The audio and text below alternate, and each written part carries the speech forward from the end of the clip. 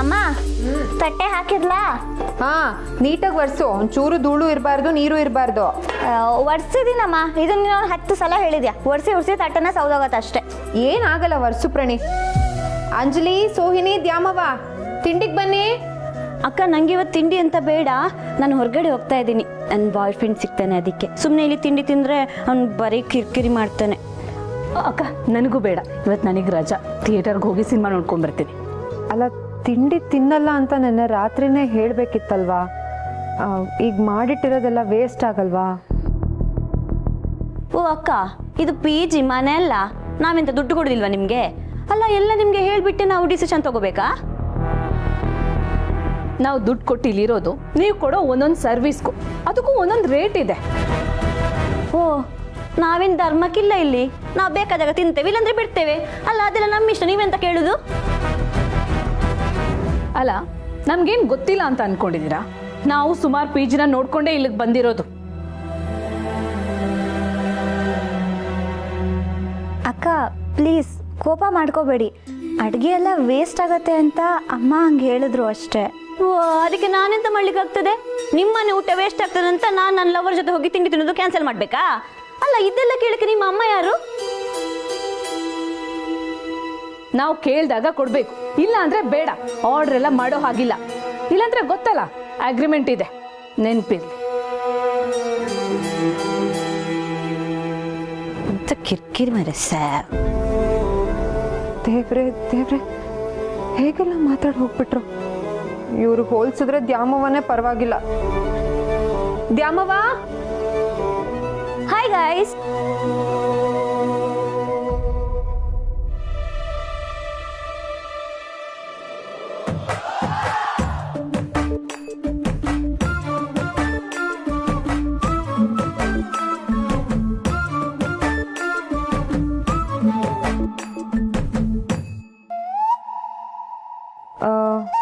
ಯಾರು ನೀವು? ಜಾನಿಕಾ. ಸೋಹಿನಿ ಫ್ರೆಂಡಾ, ಅಂಜಲಿ ಫ್ರೆಂಡಾ? ನೋಡಿ, ಈ PGನಲ್ಲಿ ಹೆಸರು ಬರೆಸಿದವ್ರು ಮಾತ್ರ ಇರ್ಬೋದು. ಅವ್ರ ಫ್ರೆಂಡ್ಸ್ ಎಲ್ಲ ಇರೋ ಹಾಗಿಲ್ಲ. ಹೌದು, ನೀವು ಯಾವಾಗ ಬಂದ್ರಿ? ನಾವು ನೋಡ್ಲೇ ಇಲ್ವಲ್ಲ? ಅಯ್ಯೋ ಅಕ್ಕರ, ನಾನ್ರಿ Dyamavva.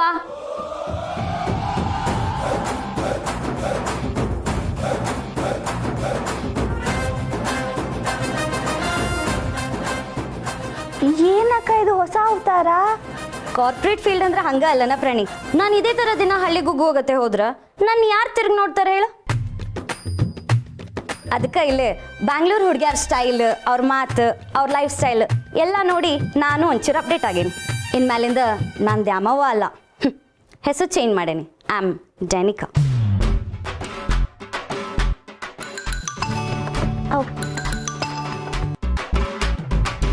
Hello, hi babe. Oh wow, that's so sweet. Please, ನಾನು ಅಲ್ಲೇ ಬರ್ತೀನಿ, ವೇಟ್ ಮಾಡು. ನನಗೋಸ್ಕರ ವೇಟ್ ಮಾಡು please. Hey, I am coming. Yes, I love you, I love you. Okay, bye bye guys. ದೇವ್ರೆ ದೇವ್ರೆ, ಏನಾಗ್ತದೆ ಇಲ್ಲಿ? ಬಂದವರೆಲ್ಲ ಹೀಗೆ ಬದಲಾಗ್ತಾ ಹೋದ್ರೆ ನಂಗೆ ಯಾಕೋ ನಾನು ಈ PG ಶುರು ಮಾಡಿ ತಪ್ಪು ಮಾಡ್ಬಿಟ್ಟೇನೋ ಅನ್ಸ್ತದೆ.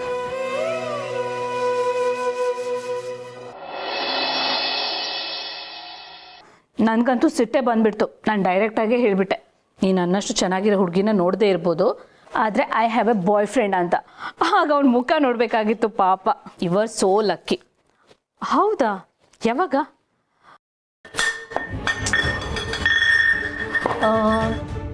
ಆದರೆ ಅಪ್ಪ ಅಮ್ಮ ಇಲ್ಲ, ಬರ್ಬೋದು. ನೀನು ಒಂದ್ಸಲ ಕೇಳಿದ್ರೆ ನಾನು ಬಂದ್ಬಿಡ್ತೀನ.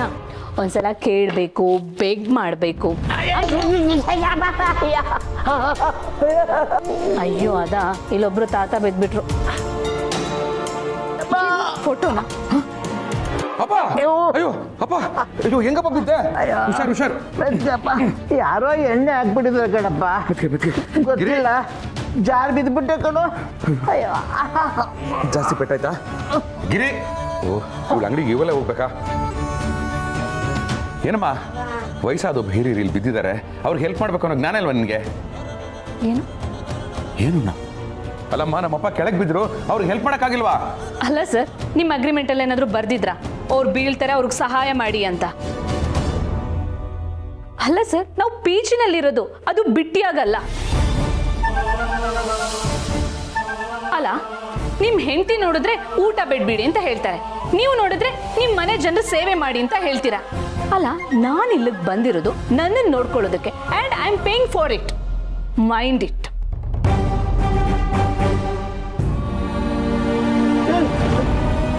ರೀ ರೀ ಅಲ್ಲ, ಮನುಷ್ಯತ್ವಕ್ಕೆ ಬೆಲೆನೇ ಇಲ್ವಾ? ಇವ್ರಿಗಂತ ಏನು ಪ್ರಯೋಜನ? ಇಂಥವ್ರನ್ನ ಇಟ್ಕೊಂಡು ಪಿ ಜಿ ನಡೆಸ್ತಾ ಇದ್ದಾಳಲ್ಲ, ಆ ಗಿರಿಗೆ ಅನ್ಬೇಕು. ಛೇ, ಇದರಲ್ಲಿ ಅವಳದೇನು ತಪ್ಪಿಲ್ಲಪ್ಪ. ಎಲ್ರಿಗೂ ಒಳ್ಳೇದಾಗಲಿ ಅಂತ ಹೊಸದಾಗಿ ಈ ಪಿ ಜಿ ಓಪನ್ ಮಾಡಿದ್ಲು. ಆದರೆ ಪಿ ಜಿಗೆ ಬಂದ ಹೆಣ್ಣು ಮಕ್ಕಳು ಅವರ ಮನಸ್ಥಿತಿ ಹೇಗಿದೆ ಅಂತ ಅವಳಿಗೆ ಹೇಗಪ್ಪ ಗೊತ್ತಾಗಬೇಕು? ಅವಳಿಗೇನು ಅನ್ಬೇಡ ಕಣೋ. ಅಪ್ಪ ತುಂಬ ನೋಡ್ತಾ ಇದೆಯಪ್ಪ. ಇರು, ಪೆನ್ ಬಾಂಬ್ ತರ್ತೀನಿ. ಪೆಟ್ ಮೇಲೆ ಪೆಟ್ ಬೀಳ್ತಾನೆ ಇದೆ ಯಾಕೋ. ಅಕ್ಕ ಇದೆಲ್ಲ ಬೇಡ, ಅಮ್ಮ ಬಂದ್ರೆ ಬೈತಾರೆ. ಎಂತದ ಪ್ರಾಣಿ ನೀನು. ಅಲ್ಲ, ಹುಡುಗಿಯಾಗಿ ನೀನು ಹೀಗೆಲ್ಲ ಹೇಳ್ತಿದ್ಯಾ ಅಂದ್ರೆ ನಂಗೆ ನಂಬಲಿಕ್ಕೆ ಆಗೋದಿಲ್ಲ ಮರೇತಿ. ಪ್ರಾಣಿ, ನೀನು ಇದೆಲ್ಲ ಇವಾಗ ಮಾಡ್ಲಾರ್ದೆ ಇನ್ಯಾವಾಗ ಮಾಡ್ತಿ ಹೇಳು?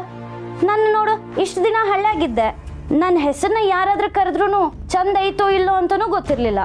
ಇವಾಗ ಡೇನಿಕಾ ಅಂತ ಯಾರಾದ್ರೂ ಕರೆದ್ರೆ ಎಷ್ಟು ಖುಷಿ ಆಗ್ತೈತೆ ಗೊತ್ತಾ? ಈ ಹುಡುಗಿರ್ಗುಂಟಲ್ಲ ಫ್ರೀಡಮ್ ಇರ್ಬೇಕಾ? ನೀನು ಅಪ್ಪ ಅಮ್ಮ ಬೈತಾರೆ ಅಂತ ಸುಮ್ಮನಿದ್ರೆ ಸಾಯೋವರೆಗೂ ನೀನು ಹೀಗೆ ಇರ್ತೀಯ. ನೋಡ ಸುಮ್ಮನೆ ನಾನು ಇವತ್ತು ಹೇಗೆ ನಾವು ರೆಡಿ ಮಾಡ್ತೇವೆ ಅಂತ. ಹುಡುಗರೇನಾದ್ರೂ ನಿನ್ನ ನೋಡ್ತಾ ಇದ್ರೆ ಹಂಗ ಬಿದ್ದು ಹೋಗ್ಬಿಡ್ಬೇಕು. ನಮ್ಮನ್ನ ನಾವು ಕೂಲಾಗಿ ಪ್ರೆಸೆಂಟ್ ಮಾಡ್ಕೋಬೇಕು ಪ್ರಾಣಿ. ನೀನೇನಾದ್ರೂ ಇದೇ ಡ್ರೆಸ್ನಾಗ ಆಫೀಸ್ಗೆ ಅಥವಾ ಡಿಗ್ರಿ ಕಾಲೇಜ್ಗೆ ಹೋಗ್ತಾ ಇದ್ರೆ ನೀನನ್ನು ಹುಡುಗರು ಕನ್ಸಿಡರು ಮಾಡಲ್ಲ. ಓ, ಆಗೇನ್ ಮಾಡ್ತೀಯಾ?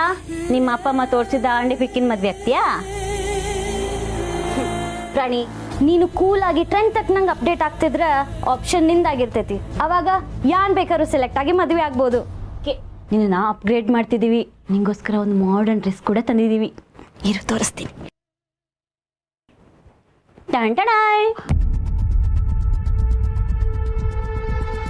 ಇದನ್ನೇನಾದ್ರೂ ಹಾಕೊಂಡು ನೀನು ರೋಡಲ್ಲಿ ಹೋದ್ರೆ ಉಂಟಲ್ಲ, ಹುಡುಗರು ಕ್ಯೂ ಅಲ್ಲಿ ನಿಲ್ತಾರೆ. ಏನು ಮಾಡ್ತಿದ್ದೀರಾ ನೀವು? ನಿಮ್ಗಿಂತ ಚಿಕ್ಕ ವಯಸ್ಸಿನ ಹುಡುಗಿಗೆ ಇದನ್ನ ಹೇಳ್ಕೊಡೋದು? ಇವ್ರ ಜಾಗದಲ್ಲಿ ನಿಮ್ಮ ಸ್ವಂತ ತಂಗಿ ಇದ್ದಿದ್ರು ಹೀಗೆ ಮಾಡ್ತಿದ್ರಾ? ಹೌದು, ಅದ್ರಾಗೇನ್ ತಪ್ಪೈತಿ? ತಪ್ಪಿದೆ.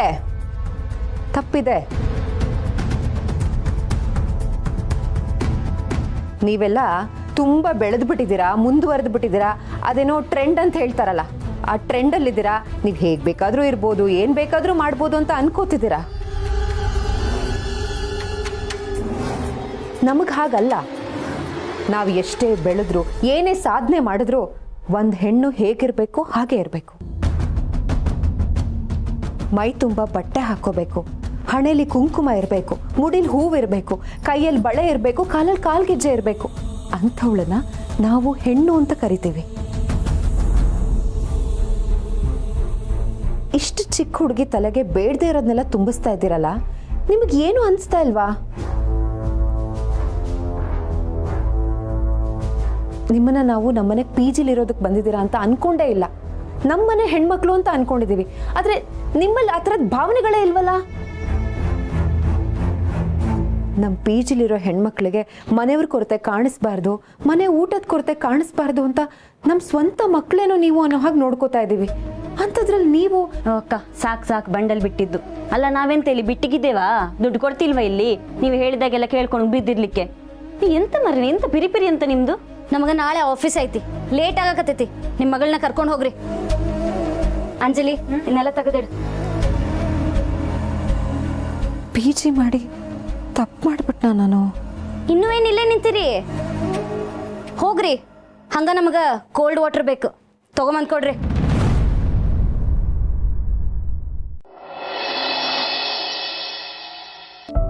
ಕಿರಿ, ಹೋಗ್ಲಿ ಬಿಡು, ಯಾಕೆ ಸುಮ್ಮನೆ ಹೇಳ್ತೀಯಾ?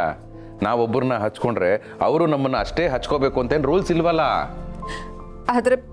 ಅರಿಶಿನ ಕೆನ್ನೆಗೆ ಹಚ್ಕೊಳ್ಳೋವಾಗ ನಾವು ಬೆರಳಿಗೆ ಎಷ್ಟು ಹಚ್ಕೊಂಡಿರ್ತೀವೋ ಅಷ್ಟೇ ಕೆನ್ನೆಗೂ ಹಚ್ಕೋತೀವಿ ತಾನೇ. ಗಿರಿ, ಕೆಲವು ಬಣ್ಣ ಹಚ್ಚದ ಮೇಲೆ ಬೇರೆ ಥರನೇ ಕಾಣಿಸುತ್ತೆ, ಇನ್ನು ಕೆಲವು ಬಣ್ಣ ಬಯಲಾದ ಮೇಲೆ ಗೊತ್ತಾಗುತ್ತೆ. ಹೋಗ್ಲಿ ಬಿಡು. ಹೌದು ರೀ, ಬಿಟ್ಬಿಡ್ತೀನಿ. ನನಗೆ PG ಬಿಸ್ನೆಸ್ಸು ದುಡ್ಡು ಇದು ಯಾವುದೂ ಬೇಡ. ಅವ್ರ ಹತ್ರ ತೊಗೊಂಡಿರೋ ಅಷ್ಟು ದುಡ್ಡು ಅವ್ರಿಗೆ ವಾಪಸ್ ಕೊಟ್ಬಿಡ್ತೀನಿ. ಅವ್ರು ಇಲ್ಲಿಂದ ಹೊರಟ್ಬಿಡ್ಲಿ, ಎಲ್ಲೇ ಇರಲಿ, ಚೆನ್ನಾಗಿರಲಿ ಅಷ್ಟೇ. ನೀವು ಈ ನಿರ್ಧಾರನ ಮೊದಲೇ ತಗೋಬೇಕಿತ್ತು ಗಿರಿಜಾ ಅವರೇ. ಈಗ ಕಾಲ ಮೀರ್ ಹೋಗಿದೆ. ಸರ್, ಕಾಶಿ ಅವರೇ ಏನು ಹೇಳ್ತಾ ಇದ್ದಾರೆ? ಶಿವರೇ, PG ಮಾಡೋಕ್ಕೆ ಪರ್ಮಿಷನ್ ತಗೊಂಡ್ಕೊಂಬ್ರು. ನನಗೂ ಸಾಹೇಬ್ರು ಹೇಳ್ರ ಮೇಲೆ ಗೊತ್ತಾಯ್ತು.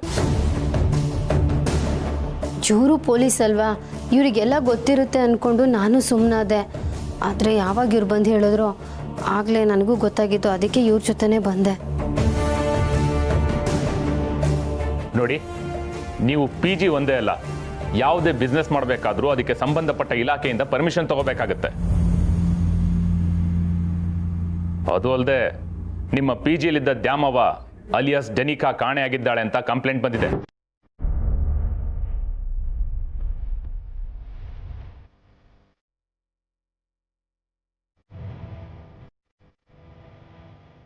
ವಿಚಾರಿಸಿದ್ರೆ ಯಾವುದೋ ಹುಡುಗ ಅವಳನ್ನ ಪ್ರೀತಿ ಹೆಸರಲ್ಲಿ ಏಮಾರಿಸಿ ಈಗಾಗಲೇ ಆಕೆನ ಗಲ್ಫ್ ಕಂಟ್ರಿಗೆ ಕಳಿಸ್ಬಿಟ್ಟಿದ್ದಾನಂತೆ.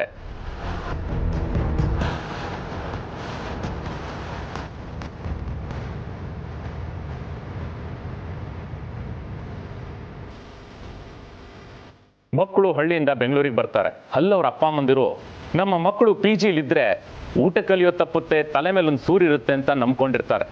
ಆದರೆ ಕೆಲವು ಮಕ್ಕಳು ಬೆಂಗಳೂರಿನ ಬಣ್ಣ ಬಣ್ಣದ ಲೋಕಕ್ಕೆ ಬೆರಗಾಗಿ ಮಾಡಬಾರ್ದು ಅನಾಹುತ ಮಾಡ್ಕೋತಾರೆ.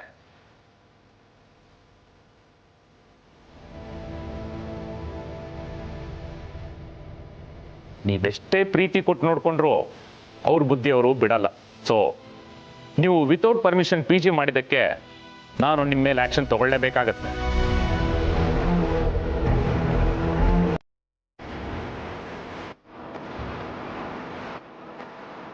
ಸರ್, ನೀವು ಹೇಳೋವರೆಗೂ ಈ ವಿಷಯಗಳೆಲ್ಲ ನಮಗೆ ಗೊತ್ತಿರಲಿಲ್ಲ. ಹೇಗಿದ್ರು ಈ PGನ ನಾವು ಮುಚ್ತಾ ಇದ್ದೀವಿ. ದಯವಿಟ್ಟು ಏನು ಮಾಡಬೇಡಿ, ನಿಮ್ಮ ಕೈ ಮುಗಿತೀನಿ. ನೀವು ಕೈ ಮುಗಿದ ತಕ್ಷಣ ಶಿಕ್ಷೆ ತಪ್ಪುತ್ತೆ ಅನ್ಕೊಂಡ್ರ? ಸರ್, ಗೊತ್ತಿದ್ದು ಮಾಡಿದ್ವೋ ಗೊತ್ತಿಲ್ಲದೆ ಮಾಡಿದ್ರು ಶಿಕ್ಷೆ ಆಗುತ್ತೆ ಅಂತ ನಮಗೂ ಗೊತ್ತು ಸರ್.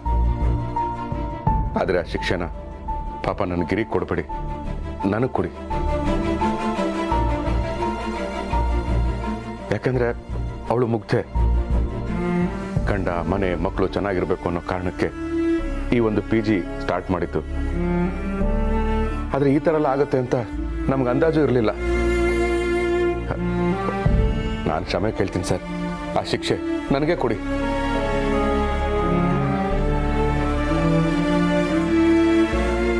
ನೀವು ಹೇಳಿದ ನಿಜ ನೋಡಿ ಕಾಶಿ, ಗಂಡನ ಹೆಂಡತಿ, ಹೆಂಡತಿನ ಗಂಡ ಬಿಟ್ಕೊಡೋದಿಲ್ಲ.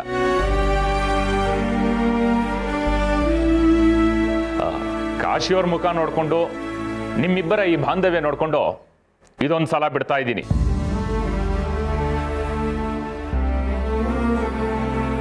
ಆದ್ರೆ ಪರ್ಮಿಷನ್ ಇಲ್ಲದೆ PG ಮಾಡಿದ್ದು ತಪ್ಪಾಯ್ತು, ಮತ್ತೆ ಇದನ್ನ ರಿಪೀಟ್ ಮಾಡಲ್ಲ ಅಂತ ಸ್ಟೇಷನ್ಗೆ ಬಂದು ಒಂದು ಅಪಾಲಜಿ ಲೆಟರ್ ಬರ್ಕೊಡ್ಬೇಕಾಗತ್ತೆ. ಸರಿ, ನಾನು ಬರ್ತೀನಿ.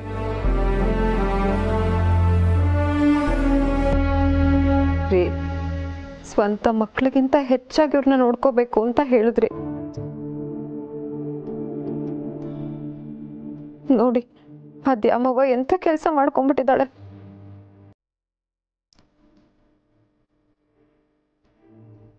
ಅಕ್ಕ, ನನಗೆ ಕ್ಷಮಿಸ್ಬೇಡಿ. ನನ್ನಿಂದ ಸಹ ತುಂಬ ತಪ್ಪಾಗಿ ಹೋಗಿದೆ, ಆಯ್ತಾ? ಅಕ್ಕ, ನೀವು ನಮ್ಮನ್ನ ಮನೆಯವ್ರ ಥರ ನೋಡ್ಕೊಂಡ್ರಿ, ಆದರೆ ನಾವೇ ನಿಮ್ಮನ್ನ ದುಡ್ಡಲ್ಲಿ ಅಳೆದ್ಬಿಟ್ವಿ. PG ಅಂದರೆ ಅದೊಂದು ಬಿಸ್ನೆಸ್ ಅಂತ ತಿಳ್ಕೊಂಡಿದ್ದೆ. ನಾವು ನಿಮಗೆ ದುಡ್ಡು ಕೊಡ್ತೇವೆ, ನೀವು ನಮಗೆ ಉಳ್ಕೊಳ್ಳೋಕೆ ಜಾಗ ಕೊಡ್ತೀರಾ ಅಂತ ತಿಳ್ಕೊಂಡು ನಿಮ್ಮ ಜೊತೆಲ್ಲ ತುಂಬ ರೂಡಾಗಿ ಬಿಹೇವ್ ಮಾಡಿದೆ ನಾನು. ಇದರಿಂದ ನಿಮಗೆಲ್ಲ ಎಷ್ಟು ನೋವಾಗಿದೆ ಅಂತ ನನಗೆ ಗೊತ್ತಾಗ್ತದೆ. ಆದ್ದರಿಂದ ನನ್ನ ದಯವಿಟ್ಟು ಕ್ಷಮಿಸಿ, ಆಯಿತಾ?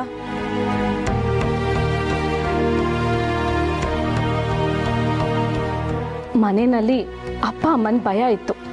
PGಗೆ ಬಂದು ನೆಮ್ಮದಿಯಾಗಿರೋಣ ಅಂತ ಅನ್ಕೊಂಡೆ. ಇಲ್ಲಿ ನೀವು ನಮ್ಮನ್ನ ಮನೆಯವ್ರ ಥರ ನೋಡ್ಕೊಂಡ್ರಿ. ಅಯ್ಯೋ ದೇವ್ರೆ, ಮತ್ತೆ ಇಲ್ಲಿ ಸಿಕ್ಕಾಕೊಂಡಲ್ಲ, ಇಲ್ಲಿಂದ ಹೇಗೆ ಹೋಗೋದು ಅಂತ ಅನ್ಕೊಂಡೆ. ಆದರೆ ನನಗೆ ಈಗ ಅನ್ನಿಸ್ತಿದೆ ಪಿ ಜಿ ಅಂದರೆ ಹೀಗಿರಬೇಕು ಅಂತ. ಈ ರೀತಿ ಇದ್ದರೆ ಯಾರೂ ಫ್ಯಾಮಿಲಿನ ಮಿಸ್ ಮಾಡ್ಕೊಳ್ಳಲ್ಲ. ಊರಲ್ಲಿ ಅಪ್ಪ ಅಮ್ಮನೂ ನೆಮ್ಮದಿಯಾಗಿರ್ತಾರೆ. ನಮ್ಮಂತ ಎಷ್ಟೋ ಜನ ಮನೆ ಬಿಟ್ಟು ಬಂದವರು ಕೂಡ ಖುಷಿಯಾಗಿರ್ತಾರೆ.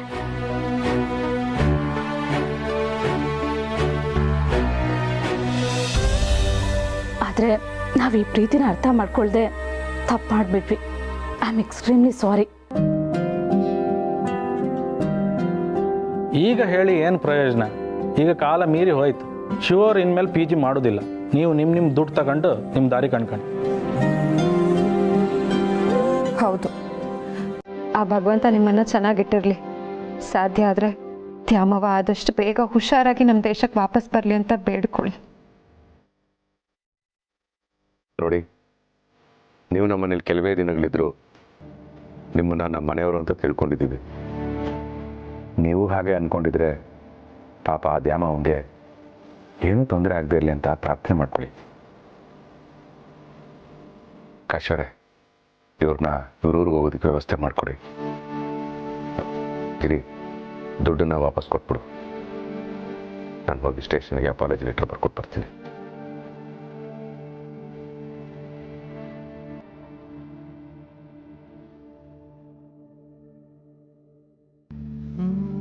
ಆಗಲಿ ಸರ್.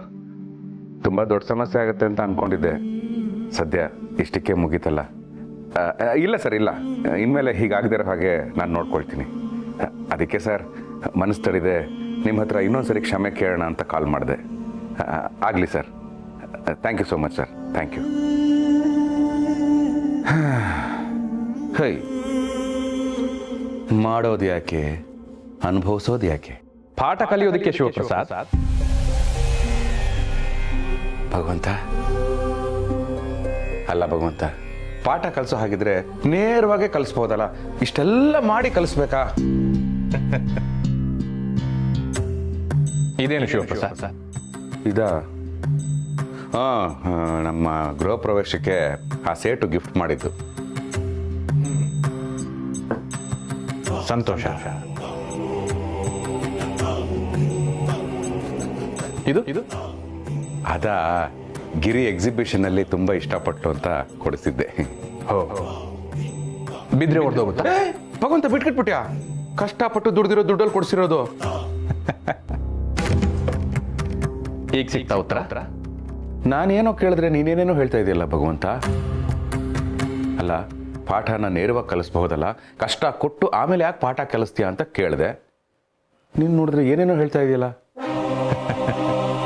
ಶಿವಪ್ರಸಾದ್, ಸುಲಭವಾಗಿ ಉಡುಗೊರೆಯಾಗಿ ಸಿಕ್ಕ ವಸ್ತುವಿನ ಬಗ್ಗೆ ಕೇಳಿದಾಗ ನಿನಗೆ ಯಾವುದೇ ಕಾಳಜಿ ಆಗಲಿ ಜವಾಬ್ದಾರಿ ಆಗಲಿ ಇರಲಿಲ್ಲ.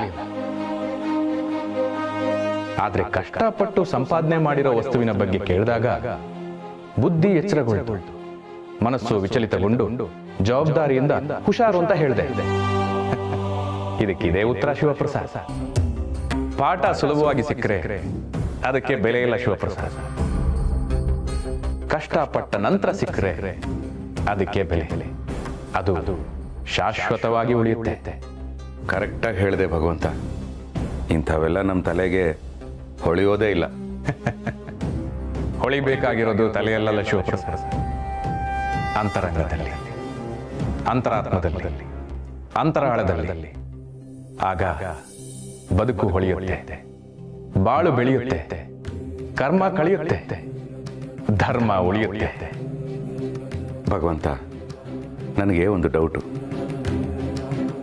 ಆ ಹೆಣ್ಮಕ್ಳನ್ನ ನಮ್ಮನೆ ಮಕ್ಕಳ ಹಾಗೆ ನಾವೆಷ್ಟು ಚೆನ್ನಾಗಿ ನೋಡ್ಕೊಂಡ್ವಿ, ಆದರೆ ಒಂದು ಕ್ಷಣಕ್ಕಾದರೂ ಅವ್ರು ನಮ್ಮನ್ನ ಸ್ವಂತದವರು ಅಂತ ಅನ್ಕೊಳ್ಳೇ ಇಲ್ವಲ್ಲ, ಯಾಕೆ ಹೀಗೆ? ಯಾವುದು ಸ್ವಂತ ಸಂಬಂಧ ಶಿವಪ್ರಸಾದ್? ಹೆತ್ತವರದ್ದ, ಮಕ್ಕಳದ್ದ, ಮಡದಿಯದ್ದ ಅಥವಾ ಸ್ನೇಹಿತರದ್ದ? ಇಲ್ಲಿ ಯಾವುದೂ ಸ್ವಂತದ್ದಲ್ಲ. ನೀನಿರುವ ಈ ಕ್ಷಣ ಮಾತ್ರ ನಿನ್ನದು. ಈ ಕ್ಷಣ ನೀನು ಸಂವಹಿಸುತ್ತಿರುವ ವ್ಯಕ್ತಿ ಮಾತ್ರ ನಿನ್ನವನು. ಈ ಕ್ಷಣ ನೀನು ಪಡೆದುಕೊಂಡ ಉಸಿರು ಮಾತ್ರ ನಿನ್ನದು. ಈ ಕ್ಷಣ ಅನುಭವಿಸುವ ಸಂಬಂಧ ಮಾತ್ರ ನಿನ್ನದು.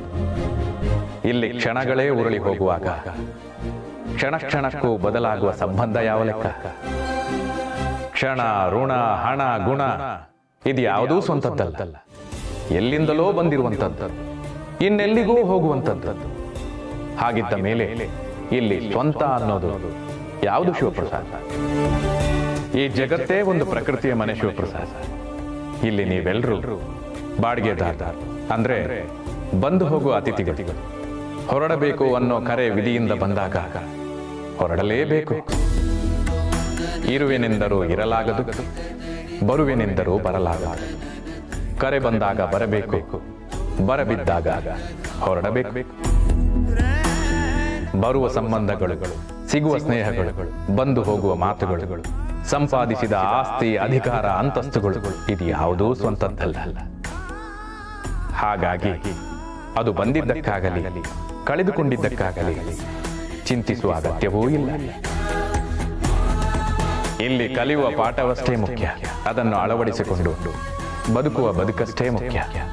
ಏಕೆಂದರೆ ಈ ಜಗತ್ತು ಪ್ರಕೃತಿಯ ಮನೆ. ಇಲ್ಲಿ ನಾವೆಲ್ಲರೂ ಬಂದು ಹೋಗುವ ಅತಿಥಿಗಳು ಅಲ್ವಾ ಭಗವಂತ?